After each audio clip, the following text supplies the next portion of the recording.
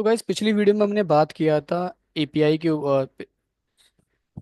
तो गाइस पिछली वीडियो में हमने बात किया था वेबसाइट के वर्कफ्लो के ऊपर, और इस वीडियो में हम बात करेंगे एपीआई पे।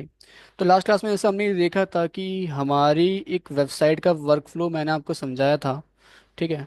लास्ट क्लास में मैंने आपको वर्कफ्लो समझाया था वेबसाइट का। क्या समझाया था लास्ट क्लास में मैंने आपको? Workflow of website, right.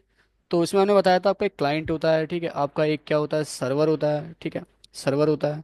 आपका एक क्या होता है, डेटाबेस होता है, राइट। ये होता है। क्लाइंट क्या करता है? क्लाइंट रिक्वेस्ट करता है। रिक्वेस्ट किसको करता है? सर्वर को। ठीक है। सर्वर को रिक्वेस्ट करता है। मैं एक काम करता हूँ यहाँ पे ना, फॉन्ट साइज ज़्यादा हो गया तो मैं इसका फॉन्ट साइज कम कर देता हूँ, यहाँ जाके थोड़ा छोटा कर लेते हैं, 20 कर लेते हैं। एक काम करते हैं, रिक्वेस्ट करेगा किसको? सर्वर को। सर्वर में क्या है कि जावा की फाइल है, ठीक है, ये जावा की फाइल है। ये जावा की फाइल क्या करेगी? इस रिक्वेस्ट को एक्सेप्ट करेगी, राइट, एक्सेप्ट करेगी, उसको प्रोसेस करती है, ठीक है। एंड उसके बाद रिक्वेस्ट डायनेमिक रिस्पॉन्स जनरेट करके देगी। प्रोसेस में बेसिकली करेगी क्या? ये चेक करेगी, ठीक है, जो हमारी जावा की फाइलें चेक करेगी बेसिकली, जो डेटा आपने मांगा है वो डेटा है भी या नहीं है, राइट, डेटाबेस में। अगर डेटाबेस में डेटा होगा तो आपको रिस्पॉन्स मिल जाएगा, वरना रिस्पॉन्स आपको मिलेगा बट बोलेगा this item is not available right now, right. तो रिस्पॉन्स मिल जाता है बेसिकली, ठीक है, रिस्पॉन्स मिल जाएगा। और मैं इसको एक काम और करता हूँ, रिस्पॉन्स मिल जाएगा, एक एक लाइन और लिख देता हूँ यहाँ पे, इस तरह से रिस्पॉन्स मिल जाएगा, राइट। अगर इसके बारे में, वर्कफ्लो के बारे में आपको जानना है तो आप लास्ट वीडियो देख सकते हो, ठीक है, उसमें मैंने डिटेल में इस पे बात की है। मैं फिलहाल के लिए बात करूंगा एपीआई की। तो ध्यान रखना, एपीआई जो है उसके बेसिकली आपके जनरली दो काम होते हैं। एक तो होता है कि एपीआई जो हमें प्रोवाइड करती है फंक्शनैलिटी, ठीक है, अगर मुझे कोई फंक्शनैलिटी चाहिए तो एपीआई हमें प्रोवाइड कर देगी। सेकंड होती है सिक्योरिटी। अब मैं ये क्या बोल रहा हूँ अभी आपको थोड़ी थोड़ी देर में समझ में आ जाएगा, ठीक है। सिक्योरिटी। और इसका एपीआई का काम क्या होता है? रिक्वेस्ट रिस्पॉन्स करना, ये ठीक है, जो भी रिक्वेस्ट होती है क्लाइंट की उसको ले आना और रिस्पॉन्स लेके आना सर्वर से, ठीक है, एपीआई का काम होता है। अब यहाँ पे समझते हैं कि ये हमें दो चीज़ें कैसे देता है, फंक्शनैलिटी और सिक्योरिटी। तो इसको ना एक एग्जांपल से समझते हैं।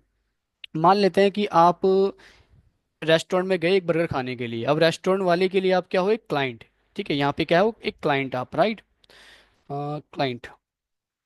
अब रेस्टोरेंट में आप बर्गर खाने के लिए गए, आप रेस्टोरेंट वाले के लिए क्या हो? क्लाइंट हो। आप सीधा कहाँ चले गए? किचन के अंदर, ठीक है। अब मान लेते हैं किचन में वो जो था आपका वो एक सर्वर था।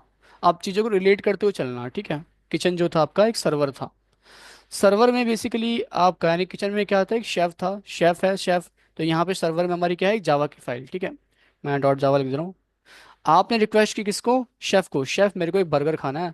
शेफ ने आपकी रिक्वेस्ट को एक्सेप्ट किया, उसे प्रोसेस करने लगा। प्रोसेस में क्या करा वो गया फ्रिज से, फ्रिज में जो भी बंद बंद पत्ता गोभी रखा हुआ था उससे उसने क्या करा? एक बर्गर बनाना स्टार्ट कर दिया, प्रोसेस करना स्टार्ट कर दिया। फिर रिस्पांस में उसने आपको एक बर्गर दिया, आपने रिस्पांस में बर्गर खाया और एंजॉय किया, राइट। लेकिन साथ में आपने क्या किया ना, क्योंकि जो किचन में जो किचन है उसी में आपका क्या है? डेटाबेस भी फ्रिज है आपका बेसिकली, क्योंकि सर्वर किससे कनेक्ट है? आपका डेटाबेस से, राइट। तो किचन के अंदर क्या था? फ्रिज था। तो फ्रिज में से आपने माजा की बोतल निकाली और उसे आपने पी लिया, राइट, बिना शेफ को बताए। ठीक है। तो इससे क्या हुआ? उनका जो डेटा है वो लॉस हो गया, यानी कि, है ना, डेटाबेस से डेटा लॉस हो गया। जब आप डायरेक्ट किचन के अंदर गए, ठीक है, तो आपने फ्रिज में से माजा की बोतल ली और उसे पी लिया बिना बताए, राइट। तो यहाँ पे उनका आपने डेटाबेस से डेटा लॉस कर दिया है, डेटा लॉस कर दिया। तो यहाँ ये प्रॉब्लम आती है, ध्यान रखना, कि जब क्लाइंट डायरेक्ट रिक्वेस्ट करता है सर्वर को, ठीक है, तो वो डेटाबेस में डेटा मैनिपुलेट कर सकता है, राइट, बिकॉज उसके पास सर्वर का पूरा एक्सेस है। और सर्वर किससे कनेक्टेड? डेटाबेस से। तो यहाँ पे वो मैनिपुलेट कर सकता है। अब फिर से समझते हैं एक दूसरे एग्जांपल से, ठीक है। मान लेते हैं फिर से आप बर्गर खाने गए, कहाँ पे? रेस्टोरेंट में, राइट। तो रेस्टोरेंट में अब की बार क्या हुआ ना, आप किचन में नहीं गए सीधा, आपके पास कौन आया? एक वेटर आया, राइट। वेटर ने आपसे बोला कि सर आप क्या खाओगे? आप मेरे वेटर को रिक्वेस्ट करी कि मैं बर्गर खाऊंगा। वेटर आपकी रिक्वेस्ट को लेके कहाँ गया? सर्वर में, यानी कि जावा की फाइल के पास। और फिर रिस्पॉन्स में आपके लिए डेटा लेके आ गया, ठीक है। तो ये वेटर रिक्वेस्ट लेके जा रहा है, वेटर रिस्पॉन्स लेके आ रहा है, ठीक है। आपका डायरेक्ट इंटरेक्शन नहीं है सर्वर से, ध्यान रखना। आपकी बार वेटर रिक्वेस्ट लेके जा रहा है और वेटर रिस्पॉन्स लेके आ रहा है। तो यहाँ जो वेटर का रोल निभा रहा है वो एक एपीआई निभा रही है, राइट। एपीआई आपका एक तरह से वेटर का रोल निभा रहा है। तो एपीआई से क्या हुआ? जो बैकएंड है ना, ये पूरा बैकएंड था आपका, मतलब मैंने लास्ट क्लास में बताया था। बैकएंड जो आपका है, ठीक है, इसको सिक्योरिटी मिली, और जो फ्रंट एंड था आपका, ठीक है, इसको फंक्शनैलिटी मिल गई। राइट। इसको बर्गर खाना था, बर्गर मिल गया। राइट। सेम इसी प्रकार से अगर मैं एक सॉफ्टवेयर में बात करूँ इस चीज़ की, तो जैसे मान लेते हैं गूगल पे। आपके आई होप आप लोगों ने गूगल पे या पेटीएम या फ़ोन पे आपने यूज़ किया होगा। तो कई बार जब स्कैन करके पैसे पे करते हो, तो पैसा कहाँ से कटता है आपका? पैसा आपका बैंक अकाउंट से कटता है, आपके बैंक अकाउंट से। ठीक है, मान लेते हैं आपका बैंक अकाउंट कौन सा, आईसीआईसीआई बैंक है। ठीक है। अब देखिए, पैसा आप कहाँ से पे कर रहे हो? गूगल पे से। ठीक है। अब और पैसा कट कहाँ से रहा है? कौन किसके सर्वर से कर रहा है, कट रहा है? बेसिकली किनके डेटाबेस से कट रहा है? आईसीआईसीआई बैंक से। ठीक है। भाई पैसा आपने गूगल पे से यूज़ किया, और पैसा आपका कट कहाँ से रहा है? आईसीआईसीआई बैंक के डेटाबेस से। ठीक है। तो बैंक वाले तो कभी नहीं चाहेंगे ना कोई भी थर्ड पार्टी एप्लीकेशन, गूगल हो गया या फिर आपका पेटीएम हो गया या कोई और भी हो गया, मेरे सर्वर को एक्सेस करिए। ठीक है।